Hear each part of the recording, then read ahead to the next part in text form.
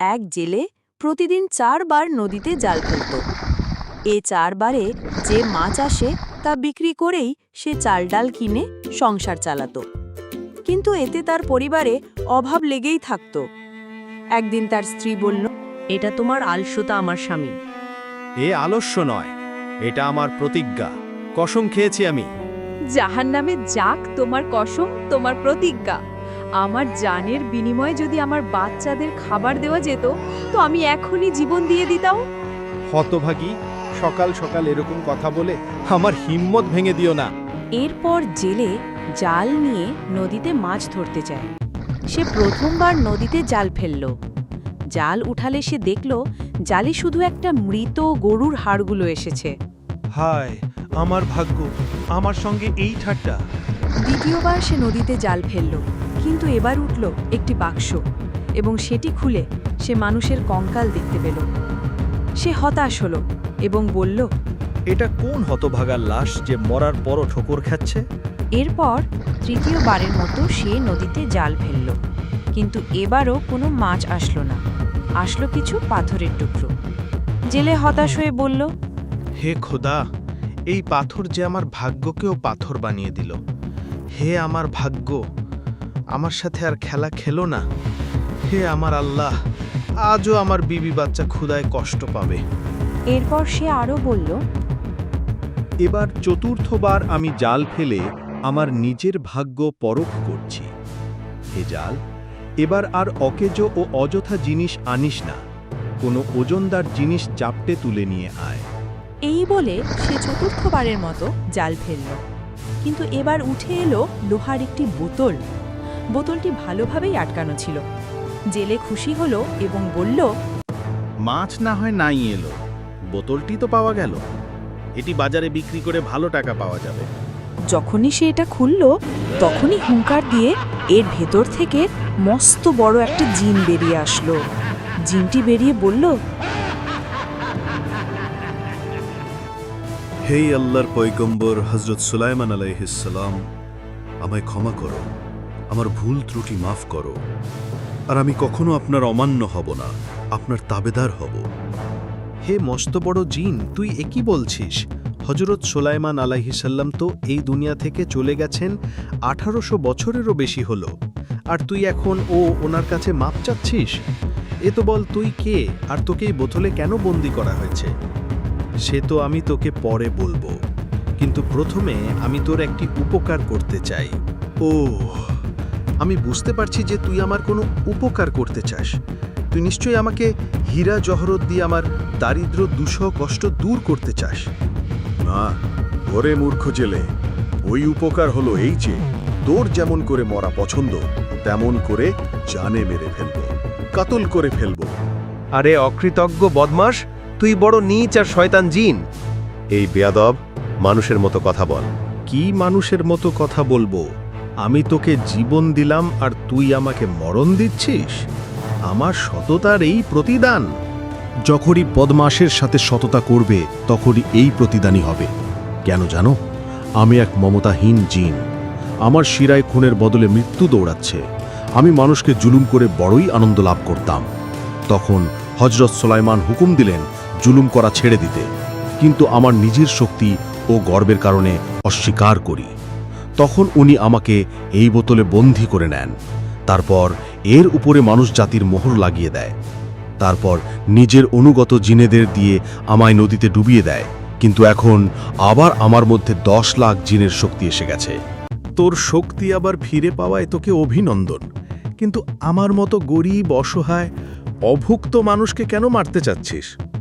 এই জন্য যে আমি কসম খেয়েছিলাম, যদি কেউ আমায় 300 বছরের মধ্যে মুক্ত করে তাহলে আমি ওকে ওর সমস্ত সন্তানদের এই জগতের সমস্ত দৌলত এনে দেব, সবচেয়ে বড় রাজ্যের বাদশা বানিয়ে দেব, সব সময় দুরাত্মা হয়ে ওর পাশে হাজির থাকব, আর প্রতিদিন ওর 3টে ইচ্ছে পূরণ করব। কিন্তু 300 বছরও পেরিয়ে গেছে, তবুও আমায় কেউ মুক্ত করেনি। তাই মানুষরূপী প্রাণীর ওপর আমার প্রচণ্ড রাগ হলো। আমি আবার কসম খেলাম যে 400 বছরের মধ্যে যদি কেউ আমাকে মুক্ত করে তবে তাকে আমি মেরে ফেলব। কিন্তু আরে শয়তানের ভাই, আমি তো তোর জান বাঁচিয়েছি। ও তো তোর ফরজ ছিল। ফরজ পূরণ করাই তো মুশকিল হলো। আমায় মাফ করে দে। আমি তোর মতো বেঈমান আর নোংরা ভূতকে বাঁচানোর চেষ্টা করেছি। ক্ষতি তো হয়ে গেছে, এখন তার সাজা ভোগ কর। মরার জন্য তৈরি হয়ে যা। আরে অকৃতজ্ঞ জিনের শয়তান, দয়া কর আমার ওপর। আমার ছোট ছোট 3টে বাচ্চা আছে, বিবি আছে, ওরা আমার পথ চেয়ে বসে আছে। দয়া কর আমার ওপর। আর তুই যদি আমায় মেরে ফেলিস তো ওদের হাল কি হবে? তুই চাস তো আমি ওদেরও মারতে পারি। না জালিম, এরকম করিস না। আমি বড়দের কাছে শুনেছি, সে কথা কিন্তু মানিনি। সে কথা, যে ভালো হকদার নয় তার সাথে ভালো ব্যবহার করতে নেই। যদি করো তাহলে তার ফল সব সময় খারাপ হবেই। আজ সে কথা মানতেই হলো। এই বজ্জাত মানুষের জাত, আমার সময় নষ্ট করিস না। জলদি বল, তোকে কেমন করে মারি? হে আমার মেহেরবান দোস্ত, এখন আমার আক্কেল হয়েছে। তোর হাতে মরলে শহীদ হয়ে যাব আর সরাসরি জান্নাতে চলে যাব। তাই তুই আমায় জলদি মেরে দে, কিন্তু আমার একটা প্রশ্নের জবাব দে। তোকে হজরত সোলেমানের কসম। তুই কিরকম কসম খেলি? বল, জলদি বল, তুই বল, শীঘ্রই বল। আমার বিশ্বাসই হচ্ছে না যে তুই এই ছোট্ট বোতলের ভেতরে ছিলি। হ্যাঁ, আমি ছিলাম। তুই মিথ্যে বলছিস। তুই আসমানের সমান লম্বা, তোর আওয়াজ বজ্রের গর্জনের মতো, আর তোর শরীর লোহার দেওয়ালের মতো শক্ত। আরে তোর পায়ের একটা আঙুলই বোতলে ঢুকবে না, তবে তোর শরীর কি করে এর মধ্যে থাকতে পারে? তুই আমায় হজরত সুলাইমানের কসম দিয়েছিস, এই জন্য এখন আমি মিথ্যে বলবো না। কিন্তু যতক্ষণ না আমি নিজের চোখে দেখছি ততক্ষণ আমি বিশ্বাস করব না। দেখ, মানুষের জাত দেখ, বিশ্বাস কর। এখন তুই বাইরে থেকেও আমাকে দেখবি। জেনে রাখ আমি বোতলের ভেতর কেমন ছিলাম। এরপর জিন হুঙ্কার দিয়ে বোতলের ভেতর ঢুকে পড়ল।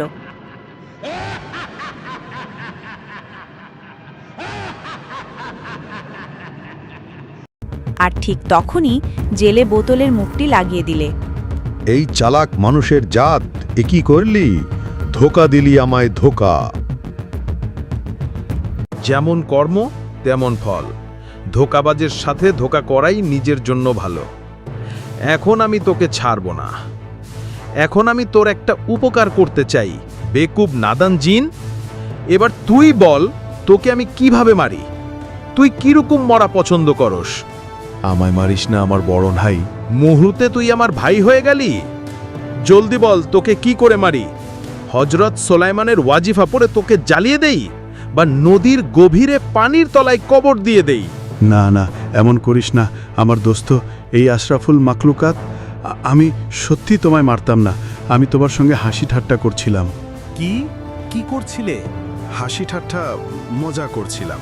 হাসি ঠাট্টা মজা, তাই না? যেন আমি তোর ছোটবেলাকার বন্ধু, তাই না? না, ছিলে তো। এখন হয়ে যা, আমায় বের কর। ফের আমরা পানির মধ্যে মিলেমিশে ডুব লাগাবো। এরপর জেলে জিনকে এক অকৃতজ্ঞ বাদশাহের গল্প শোনালেন। আর জেলে বলল, তুই যদি তখন আমার অনুরোধ শুনতি তাহলে আমি হয়তো তোর ওপর খুশি থাকতাম। এখন আমি তোকে এই বোতলের সাথে নদীতে আবারও ডুবিয়ে দেব। না না, এমন করিস না। তুই যদি আমাকে এখন ছেড়ে দিস তাহলে আমি তোকে এমন একটি উপায় বলবো যার বদলে তোর এই গরিবি দূর হয়ে যাবে। ওরে ছোট্ট ঘরে বন্দি বড় জিন, তুই কি সত্যি বলছিস? আর আমাকে এত খানাদানা দিবি যে আমি কি রোজ আমার বিবি আর বাচ্চাদের পেট ভরে খাওয়াতে পারবো? হ্যাঁ হ্যাঁ, একবার আমার কথা বিশ্বাস করো, তাহলে তোর সন্তান আর বিবি রোজ খেতে পাবে, পেট ভরে খেতে পারবে। পোলাও, কোরমা, তন্দুরি রুটি, পেস্তা বাদাম সবই খেতে পারবে। আমার লোভনীয় খাবারের লোভ কেন দিচ্ছিস কয়েদি জিন? তুই ধোঁকাবাজ, তাই আমার বড্ড ভয় হচ্ছে। ভয় নেই, আমি তোর বাদশাহের গল্প শুনে তার থেকে শিক্ষা নিয়েছি। আমি শুধরে গেছি, তুই আমায় বিশ্বাস কর। আমি হজরত সোলাইমানের কসম খাচ্ছি, আমি তোকে মারব না। তোকে রোজগারের এমন পথ বলবো যাতে তুই বড়লোক হয়ে যাবি। ভরসা করছে তোর ওপর। আর নে, তোকে মুক্ত করে দিলাম। এই বলে জেলে জিনকে আবার মুক্ত করে দিল।